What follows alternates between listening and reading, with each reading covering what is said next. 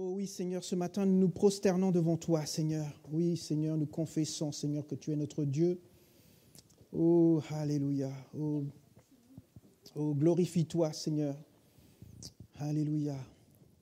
Bien-aimés, bonjour à tous. La grâce, la paix et l'amour de Dieu soient avec vous. Amen. Soient avec nous. Amen. Nous allons remettre ce moment entre les mains de Dieu.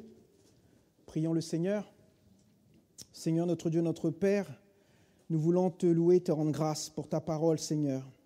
Ta parole qui est la vérité, ta parole qui est vivante, ta parole qui est puissante et ta parole qui ne revient pas à toi sans effet, Seigneur, sans avoir accompli ce qu'elle doit accomplir. Ô Père, nous ouvrons nos cœurs ce matin, Seigneur. Oui, Seigneur, nous voulons, Seigneur, que notre cœur ce matin soit comme une terre fertile, Seigneur, afin que ta parole qui est une semence, Seigneur, puisse être ensemencée, Seigneur, dans nos cœurs, afin qu'elle grandisse et qu'elle produise du fruit pour ta gloire, Seigneur. Merci, Saint-Esprit, de me guider. Merci, Saint-Esprit, pour chaque parole qui sortira de ma bouche ce matin, que tu puisses me guider, que tu puisses nous fortifier ce matin, que tu puisses nous encourager ce matin, Saint-Esprit, que tu puisses nous transformer par la parole de Dieu. Oh oui, Père éternel, nous te bénissons. Seigneur, nous voulons aussi, Seigneur, prier pour ton serviteur, le pasteur Fernando, Seigneur, qui est là parmi nous, Seigneur. Nous prions, Seigneur, pour sa vie. Nous prions, Seigneur, pour ses projets. Nous prions pour ton œuvre dans sa vie, Seigneur. Nous prions que tu l'utilises avec puissance, Seigneur. Nous pensons aussi, Seigneur, à sa famille, bénis-la, Seigneur. Je prie aussi pour le pasteur Freddy et le pasteur Armand, Seigneur, que tu œuvres aussi dans leur vie, Seigneur. Tu manifestes ta gloire, Seigneur. Oh, merci, Seigneur, pour tous ceux qui te servent dans ta maison. Oh, Père éternel, souviens-toi d'eux, Seigneur. Je prie aussi pour le peuple ce matin, Seigneur mon Dieu, afin qu'il s'attache encore de plus en plus à toi, Seigneur. Oui, Seigneur, qu'il s'affermisse, que ton peuple puisse s'affermir dans sa foi, Seigneur, et dans sa relation avec toi. Je te loue et je te rends grâce, Seigneur. À toi soit la gloire, au nom de Jésus. Amen, amen. Amen. Vous êtes heureux d'être dans la maison de Dieu ce matin? Amen, amen, amen. Dieu est là, il veut nous bénir. Amen. Alléluia. Le thème que Dieu a mis dans mon cœur ce matin, c'est notre destinée. La destinée des enfants de Dieu. Amen. En effet, cette année 2021, Dieu m'a mis à cœur que nous devons devenir des meilleurs disciples. Ça, c'était le premier thème que Dieu m'a mis à cœur pour cette année. Alors, moi, je l'ai pris pour moi, mais je l'ai pris aussi pour nous, Église, parole de Dieu, que l'on doit devenir des meilleurs disciples. Et ensuite,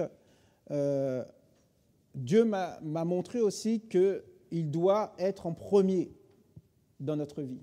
Amen. On doit faire de Dieu cette année notre priorité.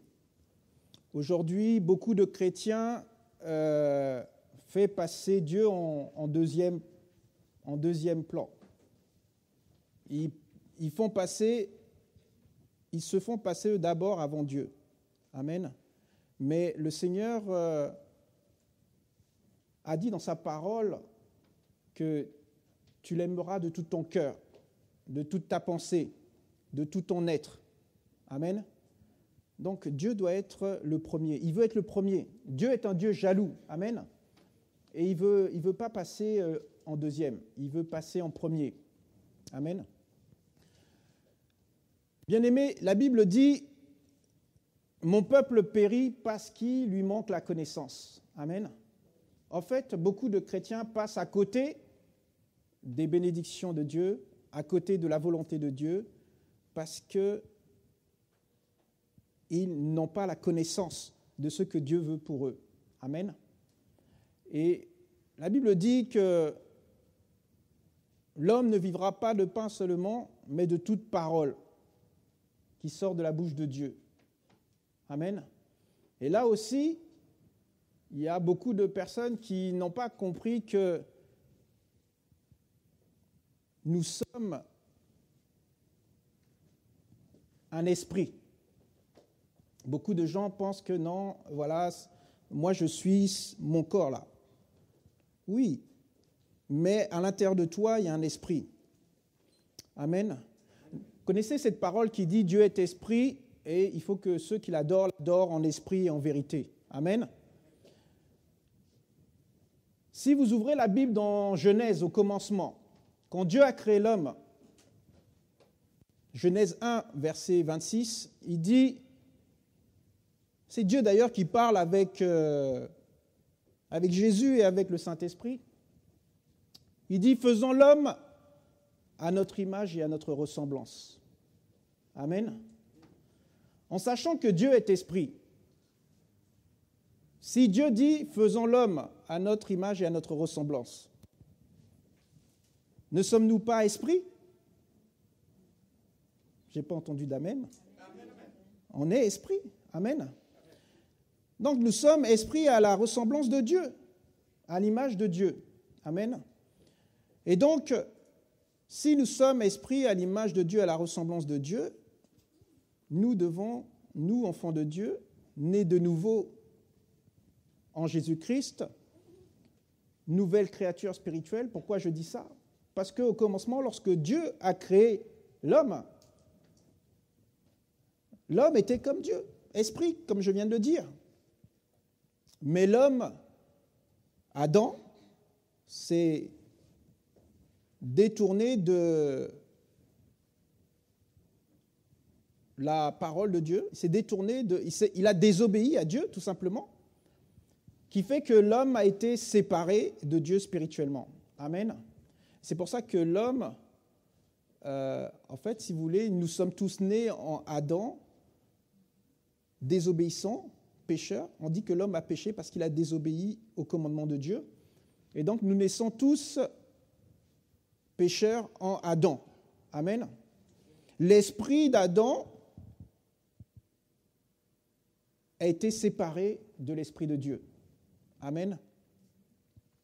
Donc, nous sommes nés séparés de Dieu, puisque nous sommes tous nés en Adam. Amen. Mais gloire soit rendue à Dieu, parce que Dieu a un plan. Dieu nous a créés, bien-aimés, pour un but. On va le lire dans Genèse, chapitre 1. Genèse 1, verset 26.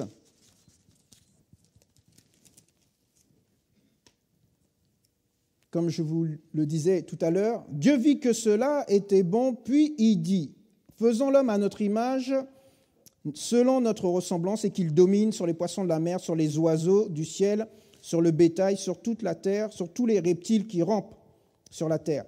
Dieu créa l'homme à son image, et il le créa à l'image de Dieu. Il créa l'homme et la femme, il les bénit, et Dieu leur dit, soyez féconds, multipliez, remplissez la terre, gouvernez-la et dominez sur les poissons de la mer, sur les oiseaux du ciel et sur tout animal qui se meut sur la terre. Amen. Donc, en réalité, voilà la destinée que Dieu avait prévue pour Adam, pour nous tous. Amen. Donc, Adam a désobéi à Dieu. Et du coup, le péché est entré, la mort est entrée dans l'humanité. Amen. Et c'est pour ça que la parole nous dit, en fait, la destinée de tout être humain, c'est la mort. Comme il est dit dans Hébreux chapitre 9, verset 27, « Il est permis à l'homme de mourir une seule fois, après quoi vient le jugement. » Amen. Si on ouvre la Bible aussi dans Ecclésiaste chapitre 3, Ecclésiaste chapitre 3, verset 20.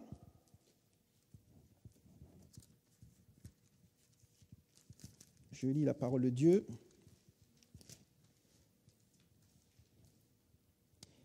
Il est écrit que tout va dans un même lieu. Tout a été fait de la poussière et tout retournera à la poussière. Amen. Donc voilà, en fait, la destinée de tout être humain. Mais Dieu, comme je vous ai dit, avait un plan. Dieu aime sa créature. Amen. Dieu aime l'homme. Et il n'a pas voulu que l'homme soit mort. En tout cas, éternellement. Pourquoi je dis ça? Parce que lorsque Adam a désobéi à Dieu, il lui a dit « tu mourras. Le jour où tu mangeras le fruit de l'arbre que je t'ai défendu de manger, tu vas mourir. » Et dans la Bible, nous voyons que Adam n'est pas mort physiquement, mais en fait, la mort dont parlait Dieu, c'était la mort spirituelle, la séparation de lui, parce que Dieu et le péché ne peuvent pas cohabiter ensemble. Amen. La Bible dit toujours dans le livre de Deutéronome, chapitre 30, versets 19 et 20, je lis la parole de Dieu.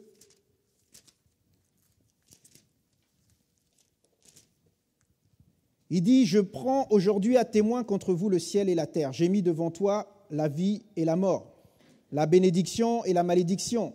Choisis la vie afin que tu vives, toi et ta postérité, pour aimer l'Éternel ton Dieu, pour obéir à sa voix et pour t'attacher à lui, car de cela dépendent ta vie et la prolongation de tes jours. C'est ainsi que tu pourras demeurer dans le pays que l'Éternel a juré de donner à tes pères, Abraham, Isaac, Jacob. » Amen. Donc vous voyez, voilà ce que Dieu veut pour l'humanité. La Bible dit dans 3 Jean 2, Dieu veut que tu sois prospère. Amen. Dans tous les domaines de ta vie. Amen. Que tu sois en aussi bonne santé physique que spirituelle. Dieu, à la base, voilà ce qu'il avait prévu pour Adam. Il a dit, multipliez-vous, remplissez la terre, dominez. Et Dieu n'a pas changé son plan par rapport à ça. Même si Adam s'est éloigné de Dieu, Dieu n'a pas changé son plan. Dieu a tant aimé le monde qu'il a envoyé son Fils, Jésus-Christ, pour toi et pour moi, pour que l'on ne soit pas séparés de lui, mais au contraire, pour être réconcilié avec lui et pour qu'on ait une vie avec lui et une vie en abondance. Donc, comme je vous disais, le destin de l'humanité, de l'homme, n'a pas changé. Encore plus le destin des enfants de Dieu. Jésus a dit dans le livre de Jean, chapitre 14, versets 2 et 3,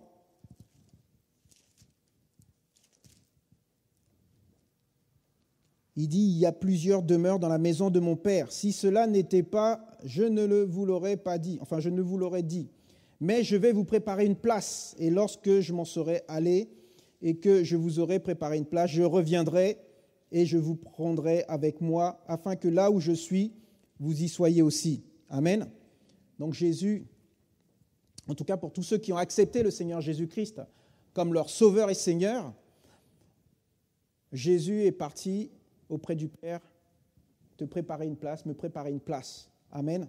Parce que nous lui avons confié notre vie. Amen. Alors moi j'aimerais, par rapport au destin, en tout cas la destinée des enfants de Dieu, la Bible dit qu'en Christ, amen, en Christ, je suis ce que la Bible dit que je suis. Et d'ailleurs, même sans Christ, la Bible te dit ce que tu es. Amen. En Christ, j'ai ce que la Bible dit que j'ai. Donc, tu as en Christ ce que la Bible dit que tu as. Tu peux ce que la Bible dit que tu peux. Amen. Donc, ça aussi, en tant qu'enfants de Dieu, nous devons savoir qui nous sommes. Amen. La Bible dit dans 2 Corinthiens chapitre 5, verset 17, nous sommes, si quelqu'un s'unit à Christ, il devient une nouvelle créature. La créature qu'il était en Adam va disparaître. La nouvelle créature qui va être en Jésus-Christ, maintenant, est là. Amen. Donc les choses anciennes, ça veut dire tout ce qui était en Adam a disparu. Et maintenant, ce qui est en Christ est présent. Amen. Donc nous sommes nés de nouveau. de nouveau dans le royaume de Dieu, spirituellement. Nous sommes passés du royaume des ténèbres, qui est le monde, au royaume de lumière, qui est le royaume de Dieu. Amen. Bien-aimés, nous avons une nouvelle identité en Christ. Nous ne sommes plus ceux que nous étions lorsque nous ne connaissions pas Christ. Toi, enfant de Dieu, il faut que tu dises que les choses avant Christ ne sont plus. C'est comme, on l'a donné plusieurs fois cet exemple, un étranger qui arrive en France. Il arrive en France, donc, et on lui dit, bon voilà, vous allez être maintenant citoyen français. Vous n'allez plus être étranger, mais vous allez être citoyen. On va vous donner une nouvelle identité. Vous allez avoir une carte d'identité française. Amen. Vous allez avoir de nouveaux droits. Vous allez avoir droit à ça. Voilà, dans ce pays-là, dans lequel où nous vous accueillons, nous vous donnons des nouveaux droits. Vous allez avoir un nouveau statut et aussi une nouvelle langue. Vous comprenez ? Nous, enfants de Dieu, lorsque nous naissons de nouveau en Christ, nous avons une nouvelle identité en Christ. Amen. Nous avons des nouveaux droits. Nous ne sommes plus ceux que nous étions avant. Nous avons des nouveaux droits. Un nouveau statut devant les dominations, devant les puissances du mal, devant les autorités. On a un nouveau statut. On n'est plus un tel. On est fils de Dieu, ambassadeur de Christ. On est citoyen des cieux. Il faut que nous, enfants de Dieu, nous comprenions ces choses-là. On est dans le monde, mais on ne fait plus partie du monde. Mais beaucoup d'enfants de Dieu encore sont attachés au monde. C'est pour ça que la parole nous dit, ne vous attachez pas aux choses terrestres, mais au contraire, aspirez aux choses célestes. Amen. Donc, les enfants de Dieu ici sur terre, qui n'ont pas conscience de ces choses-là, passent à côté de ce que Dieu a prévu pour eux. Ils passent à côté du destin que Dieu a prévu.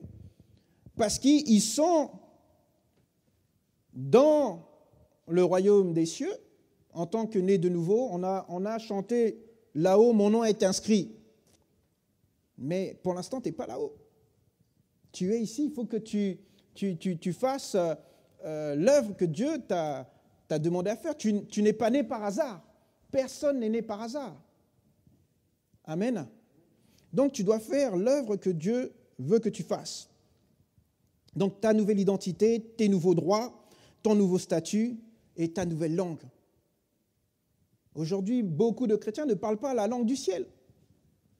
On me dit, mais c'est quoi cette langue-là ? C'est écrit dans 1 Corinthiens 14. Le parler en langue. Lorsque le Saint-Esprit est descendu sur les apôtres, la Bible dit que le Saint-Esprit s'est posé, c'était comme des langues de feu qui se sont posées sur eux et ils ont commencé à parler en d'autres langues. C'est la langue du royaume des cieux. Amen. Lorsque un étranger arrive en France, il apprend le français pour communiquer avec les autres, voilà. Et nous, en tant qu'enfants de Dieu, nous devons aussi avoir la langue du royaume pour comprendre les instructions et tout ça, pour que Dieu puisse nous guider. Amen. La Bible dit dans Romains 8, 14, « Car tous ceux qui sont conduits par l'Esprit de Dieu, le Saint-Esprit, sont fils de Dieu. » Amen. Là aussi, tu dois avoir cette sensibilité, cette relation intime avec Dieu pour être conduit. Il dit, tous ceux qui sont conduits par l'Esprit de Dieu sont fils de Dieu. Donc, il y a un moment, il y a des chrétiens qui ne sont pas conduits par l'Esprit de Dieu.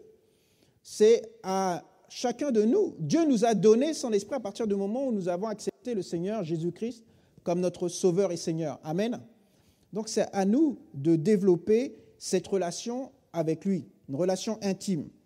J'aime beaucoup aussi ce verset dans 1 Corinthiens chapitre 2, verset 11. Il dit « Qui connaît mieux l'homme si ce n'est l'esprit de l'homme qui est en lui. De même, le Saint-Esprit connaît Dieu. Parce que qui connaît mieux Dieu si ce n'est l'Esprit de Dieu qui est en lui? Amen. Donc lorsque nous sommes connectés à Dieu en esprit, bien aimé, il y a tout un échange. Il y a un transfert, comme un transfert de données entre un téléphone et un ordinateur. Il y a le Wi-Fi, il y a le Bluetooth. Amen. Toi, lorsque tu es en communion avec le Seigneur, par l'Esprit, il y a les transferts qui se font. Dieu te révèle ses instructions, le Saint-Esprit te guide, et toi, tu marches en fonction de cela. Donc, si la connexion n'est pas bonne, tu ne reçois pas les instructions. Amen. Donc, tu dois, bien aimé, rechercher les choses de Dieu. Philippiens 3, verset 20.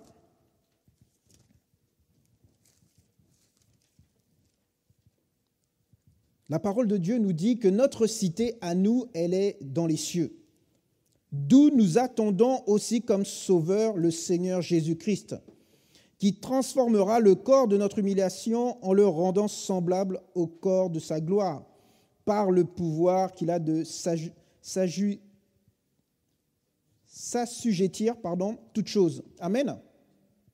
Donc je vous disais, nous sommes dans le monde, mais nous n'appartenons pas à ce monde-là. Tous ceux qui sont enfants de Dieu, nés de Dieu, ne sont pas de ce monde. Ils sont étrangers et voyageurs, dit la parole. Amen. Donc il faut qu'on prenne conscience. Il y a quelque chose de très important. Pourquoi je dis ça? Parce que on est en train de vivre les derniers jours. Vous voyez les signes. Vous voyez les signes qui se produisent en ce moment, même depuis des années. Jésus va revenir. Et Jésus attend de trouver une église pure, irréprochable, sans tache. Amen. Bien-aimé, l'église, c'est toi et moi. Et c'est à nous de travailler à que lorsque le Seigneur va revenir, nous soyons comme il le veut. Amen. Alors, nous avons vu tout à l'heure, dans le livre de Genèse, chapitre 1, versets 26-27, lorsque Dieu a dit à Jésus et au Saint-Esprit, « Faisons l'homme à notre image et à notre ressemblance ». Alors, moi, j'aimerais vous dire, être à l'image de Dieu, c'est être une copie. C'est être une copie, une photocopie. Vous avez vu, quand vous faites des photocopies, c'est la même chose. La même forme apparente. Amen.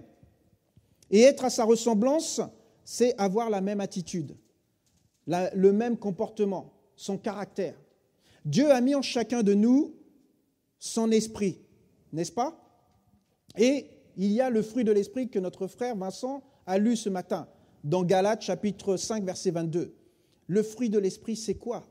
C'est l'amour, la joie, la paix, la patience, la foi, la maîtrise de soi. Amen. Toutes ces choses sont en chacun de nous. Et c'est à nous de les développer pour avoir le caractère de Dieu, pour avoir la même façon de s'exprimer que Dieu. Amen. Jean chapitre 14, verset 9, Jésus y dit,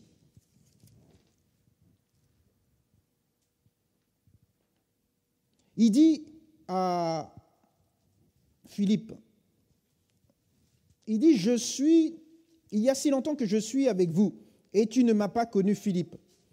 Il dit, mais celui qui m'a vu a vu le Père. Comment dis-tu, montre-nous le Père? Amen. Bien-aimé, lorsque les gens nous regardent, ils doivent voir le Père. Ils doivent voir Jésus. Amen. Parce que lorsque nous donnons notre vie à Jésus, ce n'est plus nous qui vivons. Amen.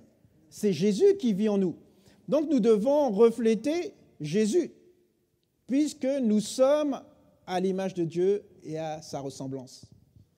Aussi de Christ, puisque Dieu a dit à Jésus, faisons l'homme à notre image. Donc Jésus a dit, mais si tu m'as vu, tu as vu le Père. Donc si je te vois, je vois Jésus, je vois Dieu. Amen. Et donc nous devons, bien aimés, travailler à cela. Nous devons faire ce que le Seigneur Jésus faisait. Dans Marc chapitre 16, il dit « Voici les signes et les miracles qui accompagneront ceux qui auront cru en mon nom. Ils feront des miracles, ils guériront des malades, ils chasseront les démons, ils parleront de nouvelles langues. » Amen. Dans Jean 14, verset 12, Jésus dit « En vérité, je vous le dis, celui qui croit en moi fera aussi les œuvres que je fais, et il en fera de plus grandes, parce que je m'en vais à mon Père. » Amen. Donc, tout enfant de Dieu devrait faire cela. Amen. Voilà la mission, la destinée que nous avons, c'est de faire les choses que Jésus faisait. Étant fait à la ressemblance et à l'image de Dieu, de Jésus, nous devons, chacun de nous, bien-aimés, faire toutes ces choses-là. Donc le but, c'est de raconter aussi toutes ces choses que Dieu a faites. Dans le psaume 118, verset 17, il dit « Je vivrai pour raconter tes merveilles, toutes les œuvres de tes mains. » Amen. Alors en effet, nous lisons dans la parole, Dieu a des plans et des projets pour chacun de nous, des plans qu'il a formés. Il dit pour nous donner un avenir et une espérance. Il a dit non pas des plans de malheur, mais des plans de bonheur. Donc, nous savons que Christ est l'espérance de la gloire. Amen. Donc c'est en Christ, bien-aimé, ton espérance sera glorieuse. Matthieu chapitre 6, verset 33, il dit « Cherchez d'abord le royaume des cieux, et toutes les choses vous seront données par-dessus. » Nous sommes tous, je me mets dedans, focalisés par nos besoins. Le fait de la peur de manquer. Jésus n'a jamais manqué de rien. Amen. Il était focalisé sur la mission que Dieu lui avait confiée. Jésus n'est pas né par hasard. Jésus est né avec un but que Dieu lui a confié. Amen. Dans le psaume 37, verset 4, il dit « Fais de l'Éternel tes délices et il donnera ce que ton cœur désire. » Ce que je veux te dire ce matin, c'est que nous devons rechercher Dieu. Nous devons rechercher la volonté de Dieu. Nous devons chercher avant tout la première chose. Qu'est-ce que tu veux que je fasse? Dieu t'a placé dans le monde pour un but, pour une mission. Et tu dois accomplir cette mission-là. Lorsque Dieu a créé la terre, chaque chose était à sa place et pour un but. Regardez l'herbe, regardez l'air, regardez autour de vous. Chaque chose à sa place. Un arbre, il a été placé pour un but. L'arbre se nourrit du CO2, si je ne me trompe pas, et il rejette de l'oxygène. Oui. Donc, chaque chose a été placée pour un but. Le soleil, il se lève, chaque chose. Nous sommes, toi et moi, placés ici sur la terre pour un but. Amen. Et Dieu veut que tu fasses d'abord sa volonté. D'abord. Et toutes les choses dont tu auras besoin, il te le donnera. La Bible dit, à Psaume 23, « L'Éternel est ton berger, tu ne manqueras de rien. » Amen. Dieu prendra soin de toi. S'il est ton berger, il a dit, tu ne manqueras de rien. Lorsqu'on regarde dans la Bible, tous les serviteurs de Dieu, tous ceux qui ont servi le Seigneur, est-ce qu'il y en a qui sont morts de faim, qui sont morts de... Non, Dieu a toujours pris soin d'eux, n'est-ce pas? Amen. Alors, dans le psaume 1,3, nous voyons que la parole nous dit que tu es comme un arbre planté près d'un torrent d'eau. Amen. Et tu donnes ton fruit en ta saison. Tout ce que tu fais réussit.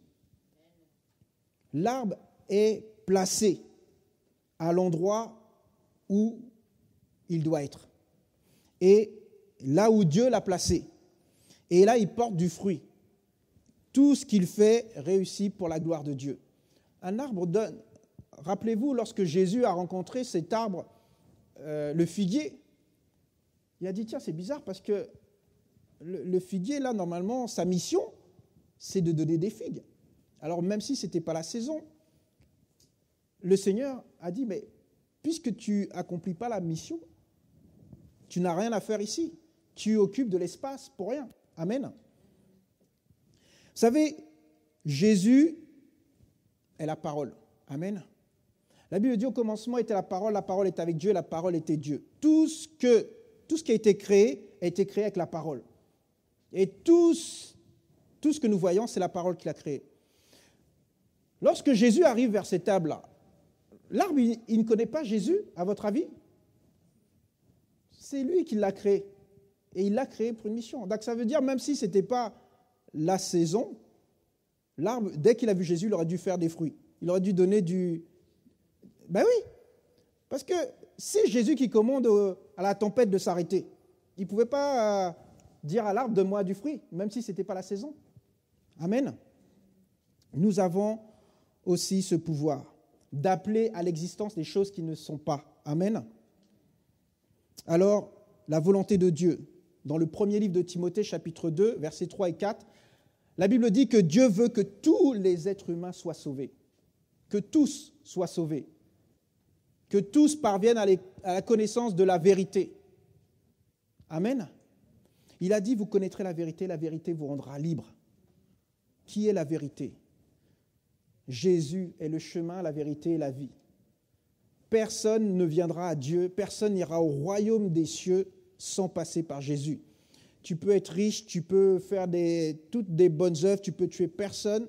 Tout ce que tu feras, ça sera zéro. Pourquoi? Parce que pour aller dans le royaume des cieux, il faut passer par Jésus. Amen. Il faut naître de nouveau. Je vous disais, Dieu aime sa créature. Dieu a envoyé Jésus parce qu'il aime l'humanité. Il aime l'être humain qu'il a créé à son image et à sa ressemblance. Et aujourd'hui, le monde est en train de périr. Nous, enfants de Dieu, notre mission, Dieu nous a placés ici, c'est pour annoncer Jésus-Christ. Amen. Dans Luc chapitre 4, verset 18, la parole dit que le Seigneur nous a oints, il nous a consacrés. Chaque enfant de Dieu est consacré, oint pour annoncer la bonne nouvelle de Jésus-Christ à ce monde qui est éloigné de lui. La Bible dit dans Romains 1,16 que nous ne devons pas avoir honte d'annoncer la bonne nouvelle de Jésus, car c'est une puissance pour le salut de quiconque croit. Lorsque tu parles la parole de Dieu, elle a un impact. Amen. On a vu que la parole, elle a créé toutes choses. Donc lorsque tu annonces la bonne nouvelle de Jésus, il y a un impact. Je me rappelle de cette histoire que je vais raconter rapidement. Si je me rappelle bien de l'histoire, c'était Satan qui était avec ses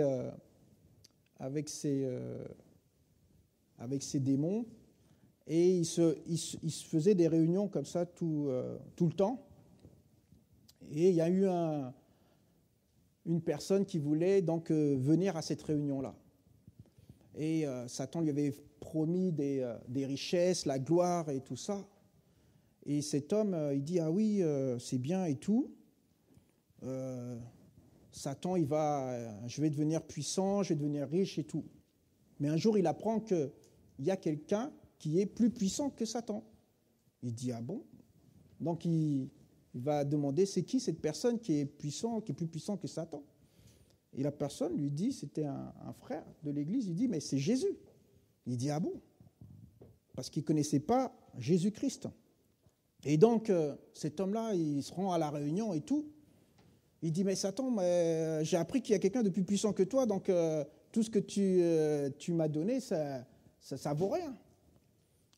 Et Satan lui dit, mais ah bon, mais qui ça?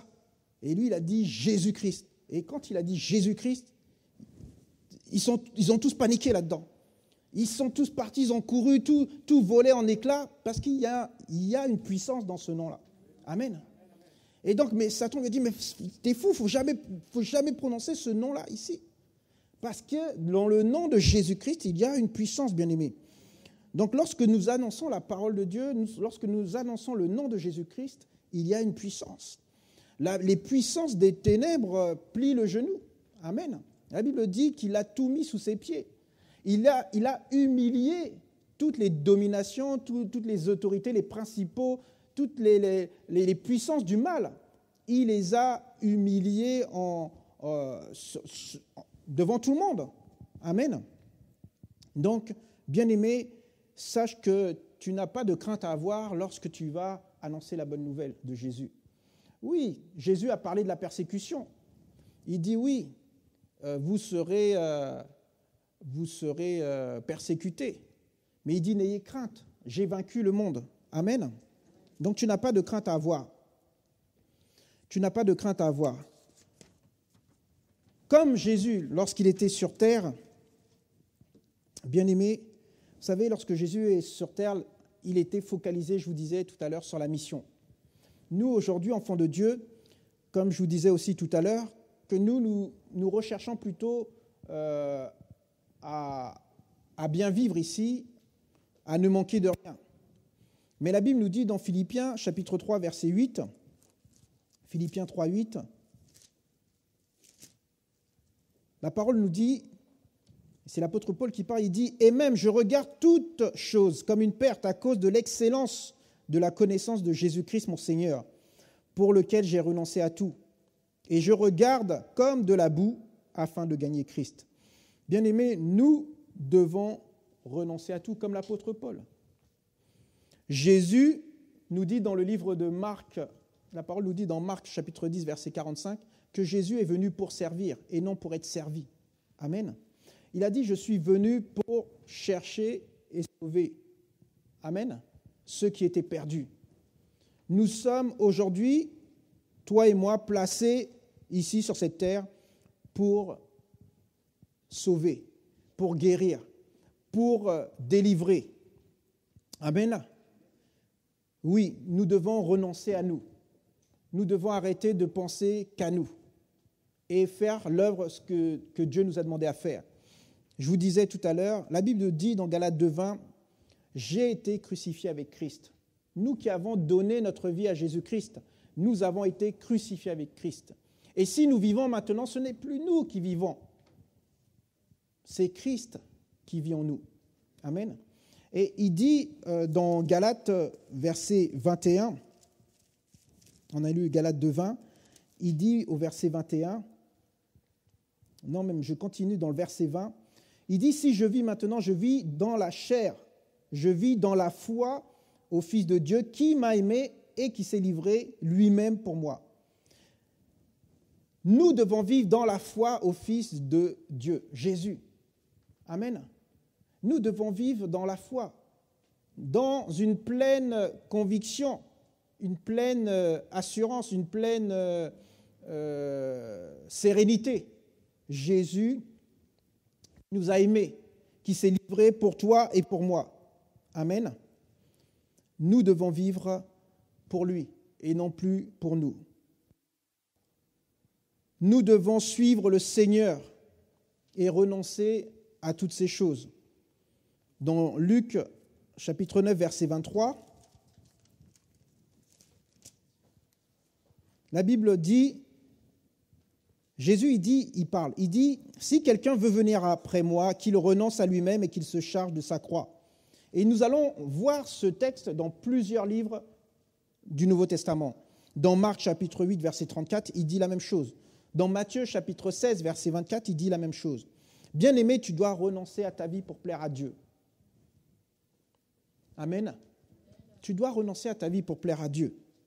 Le renoncement, c'est quoi? C'est être consacré à Dieu, puisqu'il t'a oint, il t'a consacré pour annoncer la bonne nouvelle. Alors maintenant que tu es prêt pour la mission que Dieu veut te confier, quelle est cette mission? Matthieu, verset 28, versets 18 à 20, Jésus s'étant approché leur parla. « Ainsi, tout pouvoir m'a été donné dans le ciel et sur la terre.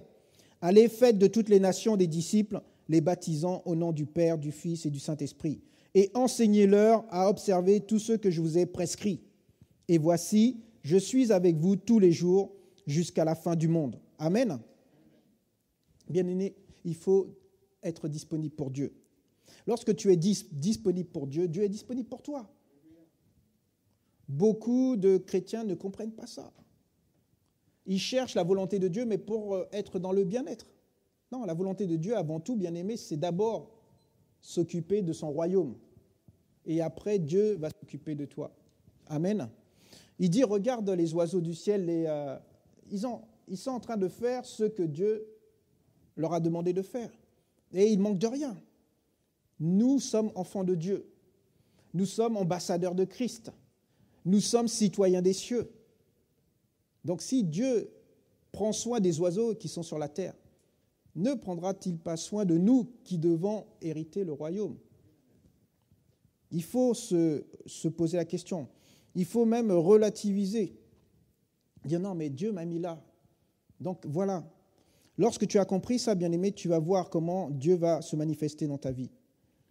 La mission, c'est ton destin. On va lire un texte dans le livre de Matthieu, toujours chapitre 24, qui n'est pas trop long, à partir du verset 45. La Bible dit « Quel est donc ce serviteur fidèle et prudent que son maître a établi sur ses gens pour leur donner la nourriture au temps convenable? Heureux ce serviteur que son maître, à son arrivée, trouvera faisant ainsi. Je vous le dis en vérité, il l'établira sur tous ses biens.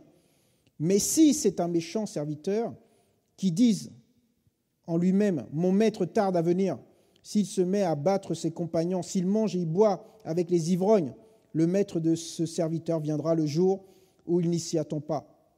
Et à l'heure qu'il ne connaît pas, il le mettra en pièces et lui donnera sa part avec les hypocrites. C'est là qu'il y aura des pleurs et des grincements de dents. Alors, plusieurs fois, bien aimé, dans la parole de Dieu, dans le Nouveau Testament, nous voyons cette histoire où il y a un maître et ses serviteurs qui leur confient une tâche. Et nous devons faire ce rapprochement avec nous-mêmes. Dieu nous a placés ici pour le servir. Donc, nous pouvons dire que Dieu est le maître et que nous sommes les serviteurs. Est-ce que nous allons être des bons serviteurs ou ce méchant serviteur qui ne prend pas soin des choses que Dieu lui a confiées? Donc, nous pouvons annoncer l'évangile, la bonne nouvelle de Jésus, sous toutes les formes qu'elles soient. Par notre témoignage de vie, ou si Dieu t'a appelé dans un ministère à faire, comme dit la parole, fais ton ministère.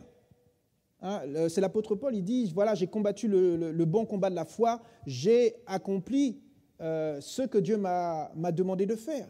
Amen. Donc, par ton comportement, ton attitude, n'oublie pas que c'est toi qui représente Dieu sur terre, qui représente Jésus. Tu es ambassadeur. Lorsqu'on regarde dans les pays étrangers, les ambassadeurs représentent la nation pour laquelle ils sont placés dans ce pays-là. Nous sommes ambassadeurs de Christ. Amen. Donc Dieu attend de toi que tu accomplisses sa volonté. Accomplir la volonté de Dieu, je le répète, c'est le servir.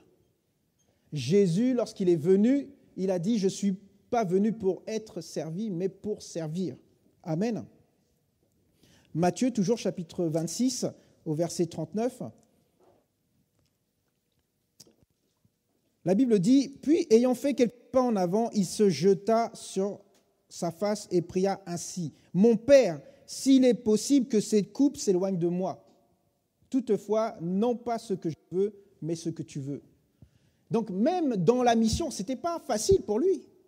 Amen. Donc, ça ne sera pas facile pour nous aussi. Mais nous ne devons pas faillir. Nous devons tenir bon. Jésus a tout fait pour accomplir la volonté de Dieu, la mission que Dieu lui a confiée. Il a dit non pas ce que je veux, mais ce que tu veux. Amen. Donc, bien-aimé, il faut que tu fasses des efforts. Nous devons tous faire des efforts pour accomplir ce pourquoi nous sommes là. Là où Dieu nous a placés, dans ton travail, dans ta maison, partout où Dieu t'a placé, tu dois faire la volonté de Dieu. Amen. Donc, ta destinée, c'est d'être un serviteur utile. Dans Marc chapitre 11, versets 12 à 14, écoutez cette histoire. La Bible dit, le lendemain, après qu'ils furent sortis de Béthanie, Jésus eut faim. Apercevant un figuier de loin, comme je vous l'ai dit tout à l'heure, qui avait des feuilles, il alla voir s'il y trouverait quelque chose. Et s'étant approché, il ne trouva que des feuilles, car ce n'était pas la saison des figues. Prenant alors la parole, il lui dit que jamais personne ne mange de ton fruit. Et ses disciples l'entendirent. Bien-aimés, je vous disais, l'arbre était en train d'occuper la place pour rien, puisqu'il ne faisait pas ce qu'il devait faire. Alors nous aussi, nous ne devons pas occuper inutilement la place sur terre. Nous devons, bien-aimés, vivre pour Dieu et non pas pour nous-mêmes. Nous devons être actifs dans le royaume de Dieu et accomplir la volonté de Dieu. Amen. Donc si on a tous compris ça, nous allons nous mettre à l'œuvre. La Bible dit que la moisson est grande, mais il y a peu d'ouvriers. Or, Dieu a des millions, des milliards d'ouvriers ici, dans ce monde. Donc il faut que tous les ouvriers commencent à faire l'œuvre pour qu'il y ait la moisson sur la terre. Amen. Prions le Seigneur. Alléluia. Seigneur, notre Dieu, notre Père, nous voulons te louer et te rendre grâce pour ta parole. Merci Seigneur pour cette parole, Seigneur, que tu nous as donnée ce matin, Seigneur. Oh, je prie, Seigneur, que chacun de nous, Seigneur, puisse accomplir ta volonté dans notre vie, Seigneur. Oh oui, Seigneur, que l'on puisse chaque jour, Seigneur, devenir des meilleurs disciples, des meilleurs serviteurs, Seigneur mon Dieu. Que tu puisses nous utiliser là où tu nous as placés, Seigneur. Que l'on puisse être sensible à ta voix. Que l'on puisse, Seigneur, manifester, Seigneur, tous les dons et les talents que tu as mis en chacun de nous, Seigneur. Oui, Seigneur, que le monde puisse voir ta gloire. Que l'on puisse impacter, Seigneur, ceux qui sont dans le monde, Seigneur, afin qu'ils découvrent la lumière. Jésus a dit, « Je suis la lumière du monde ». Et il nous a dit aussi que nous, enfants de Dieu, nous sommes la lumière. Nous sommes le sel de la terre, Seigneur. Oh Seigneur, que le monde puisse voir notre saveur. Ta parole dit que le monde attend avec un ardent désir la révélation des fils de Dieu. Oh Seigneur, que nous puissions révéler au monde qui tu es, Seigneur. Oh Seigneur, impacte, prépare les cœurs, Seigneur. Oh, je prie aussi, Seigneur, pour chaque enfant de Dieu puisse avoir les yeux spirituels ouverts et comprendre que leur mission, c'est de faire ton œuvre, Seigneur. Afin que lorsque nous allons venir à ta rencontre, Seigneur, dans les airs, et nous allons aussi passer devant le tribunal de Christ, nous puissions recevoir les récompenses, Seigneur, par rapport à tout ce que tu nous as demandé, Seigneur. Nous te bénissons et nous te louons. Merci, Seigneur, pour la vie de chaque frère et sœur, pour tous ceux qui ont entendu ta parole ce matin. Je prie, Seigneur, qu'ils prennent conscience et qu'ils se mettent chacun, chacune à l'œuvre pour manifester ta gloire sur la terre. Sois loué, sois exalté. Glorifie ton nom, Seigneur. Oh oui, Saint-Esprit, manifeste-toi dans nos vies. Oh Seigneur, glorifie ton nom, Seigneur Jésus. Alléluia. Nous voulons voir, Seigneur. Nous voulons vivre ta puissance. Nous voulons, Seigneur, manifester ta puissance à travers ton pouvoir que tu nous as donné, Seigneur. Ô Père, utilise-nous. Glorifie-toi au nom de Jésus. J'ai prié. Amen, amen, amen. Soyez bénis. Bonne semaine à tous.